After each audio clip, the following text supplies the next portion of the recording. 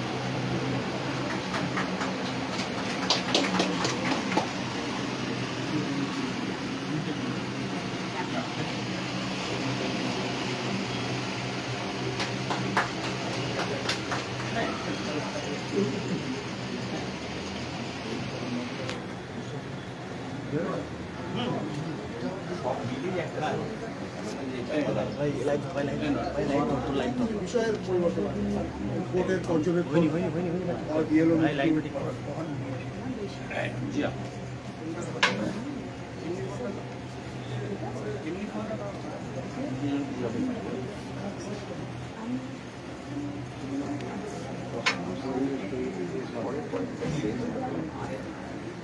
আলোচনা করে বিভিন্ন করেছি এবং বিভিন্ন টপিকের উপরে এখানে কিছু পাওয়া যায়।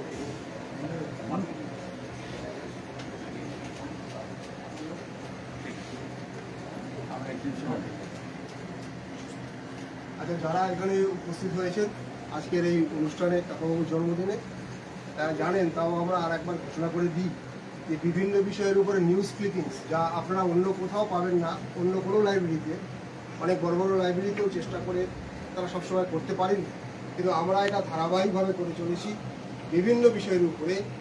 এমনকি আমাদের 2000 সাল থেকে আজ পর্যন্ত যে রাজনৈতিক ঘটনাক্রমগুলো হয়েছিল তার ধারাবাহিকভাবে আপনারা এখানে পাবেন। আমাদের কাছে প্রচুর ক্লিপিংস এবং তার যে ক্যাটালগ, সেই ক্যাটালগ আছে, আপনারা এসে সার্চ করতে পারেন। সর্বশেষ যে আমরা করেছি এই মুহূর্তে সেটা হচ্ছে নিউজ ক্লিপিংস, হচ্ছে আমাদের এসআইআরের ভোটার তালিকার নিবিড় সংশোধন, এটা খুবই গুরুত্বপূর্ণ। 4 ভলিউমে হয়েছে, মানে অকল্পনীয় ব্যাপার, খুব কম সময়ের মধ্যে করতে হয়েছে আমাদের পাঠাগারের যারা কমরেড তারা এটা করেছে। আপনাদেরকে স্বাগত জানাই, আপনারা যে কোনো সময় এসে ব্যবহার করবেন। বিভিন্ন সংবাদপত্র আর যে ক্লিপিংস আমরা এখানে করেছি শুধু গণশক্তি কাগজের ক্লিপিংস নয়, বাংলায় প্রকাশিত সমস্ত যে দৈনিক কাগজগুলো আছে তার সংগ্রহই আছে আমাদের ক্লিপিংসগুলোর মধ্যে, সেটা সব বিষয়ে, শুধু এটা নয় বাকিগুলোর মধ্যে। আর এখানে আমাদের যেটা আছে সেটা হচ্ছে যে কাকাবাবুর সংগ্রহে রাখা, কাকাবাবুর সংগ্রহ খুব বড় ছিল, তার সংগ্রহ দিয়ে লাইব্রেরির সূচনা হয়েছিল। তার সংগ্রহ থেকে কিছু আমরা এখানে নির্বাচন করে কিছু রেখেছি, আপনারা দেখুন। সেই বইগুলো হাত দেবেন না, এমনি একটা আমাদের বিবরণ রাখা আছে, বইগুলো সামনে রাখা আছে, একটু খেয়াল করে দেখুন যে তার সংগ্রহ কীরকম ছিল। সেটার জন্যই আমরা এইটা এবার বলেছি। দুটোটা অ্যাড করে দিই। এক হচ্ছে বই চোরদের হাত থেকে যে বইগুলো তিনি সংরক্ষণ করতে পেরেছিলেন, রাখতে পেরেছিলেন। এছাড়া অনেক বই ছিল যেগুলো এদিক ওদিক ছড়িয়ে আছে, পরে অনেক জায়গাতে পাওয়া যায়। উনি ব্যাপারে খুব সাবধানতা অবলম্বন করতেন, তা সত্ত্বেও অনেকেই বই ছড়িয়েছে বা নিয়ে গেছে পড়তে, ফেরত দেয়নি। আর ওই অভিযোগ ছিল এটা। 2 হচ্ছে কাকাবাবুর মৃত্যুর পরেই মুজাফফরাবাদ পাঠাগার তৈরি করা হয় এবং পি সুন্দরাইয়া সেই পাঠাগার উদ্বোধন করেন। আজকে গণশক্তি যেটা বাড়ি প্রিন্টার্সের, সেখানে রাজু দত্ত ছিল, সেখানেই চালু হয় এবং প্রথমে সেই লাইব্রেরির দায়িত্বে ছিলেন কমরেড কৃষ্ণপদ ঘোষ।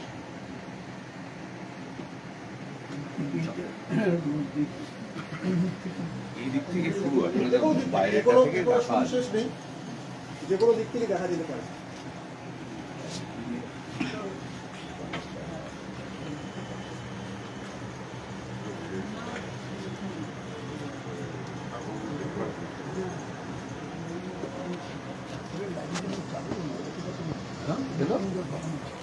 ভুল করে দিতে প্রথমে 31 আলিমুদ্দিন শুরু হয়েছিল, তারপর ওখান থেকে দীর্ঘভাবে দিওলা গেল, যেখানে ছাত্রজীব ছিল একদিকে, একই তলায় আমার যে হিস্ট্রিতে লেখা আছে। হ্যাঁ, 31 নম্বর আলিমুদ্দিনের দোতলায় আলিমুদ্দিন পাঠিয়ে দিয়েছে। একটু ঘোষ দেখতে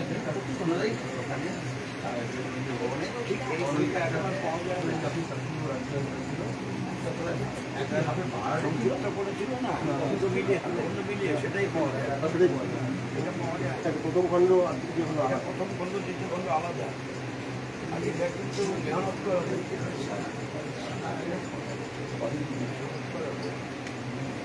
পরে নকশা হয়ে গেছে, পরে নকশা হয়েছে, খেতে দিতে হচ্ছে।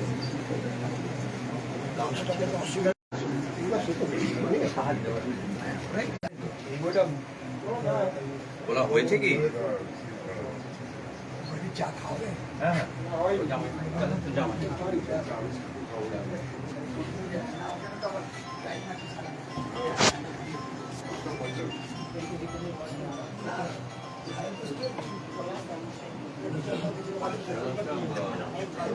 লাইব্রেরিতে, তারপর প্রিন্টার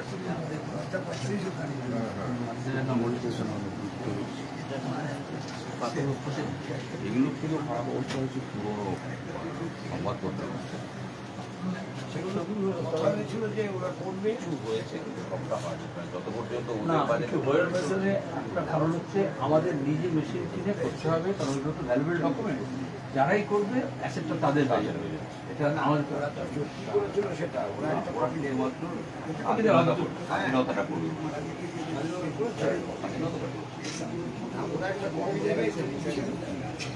এখন এটা আমরা কপিটা দেবো না, কারণ ওটাই ব্যবসা। আর ওদেরটা যে থাকবে এক্সক্লুসিভলি আমাদেরটা থাকবে না। কারণ এখন যদি উনি ডকুমেন্ট নিয়ে যেটা হচ্ছে নিজের কাছে রাখতে হবে। আমরা মেশিন কিনবো, আমরা এক্সপার্টদের ট্রেনিং দেওয়াবো, আমাদের কাছেই থাকবে, তাহলে ওইগুলো যাবে ওরা, তাহলে গেলে আর সব ফেরত আসবে। আর ওই সফট কপিটার অধিকার নিজেদের রাখবে, ওরা বেশি মার্কেটিং করতে পারে। অনলাইনে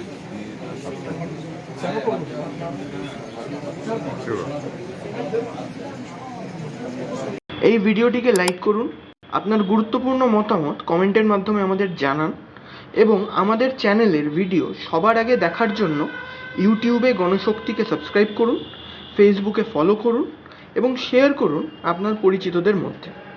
আমাদের চ্যানেলে আপলোড হওয়া ভিডিও নোটিফিকেশন পেতে বেল আইকনটি ক্লিক করতে ভুলবেন না।